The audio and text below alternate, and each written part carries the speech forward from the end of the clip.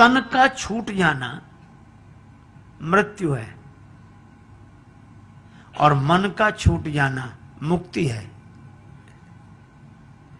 तन का छूट जाना मृत्यु है और मन का छूट जाना मुक्ति है।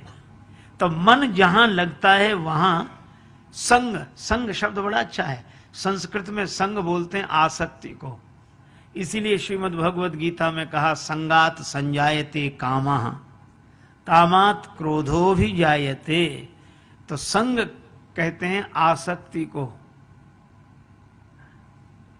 और कितना अद्भुत संकेत है कि जिसके बिना हम रह ना सकें उसी से हमारा संग है। इसीलिए सत्संग, जब संतों के बिना हम रह ना सकें तभी हमारा सत्संग है। और इसी श्रद्धा से संत के संग का फल मिलता है। और भगवान इसीलिए अमराई में है और पूरी श्रद्धा के साथ हैं।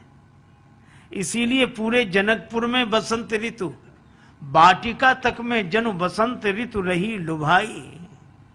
ये श्रद्धा से भरा हुआ स्थल। महाराज विदेह राज को पता लगा राम जी गुरुदेव के साथ उनकी आज्ञा में प्रीति पूर्वक रह रहे हैं। अच्छा, राम जी यह नहीं सोचते हैं कि अब गुरु जी की आज्ञा क्या करें, रहना ही है। वो तो एक जगह कीर्तन हो रहा था, जाही विधि राखे राम ताही विधि रहिए।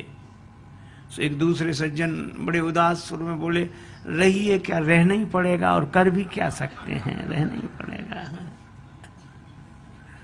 तो किसी ने कहा कि जब रहना ही पड़ेगा तो रह ही लो, प्रसन्नता से रह लो, प्रीति पूर्वक रह लो। अब गुरु जी की अब सोना ही नहीं देते, जब देखो तब ये काम वो काम जगाते ही रहते हैं, हैरान परेशान करते रहते हैं।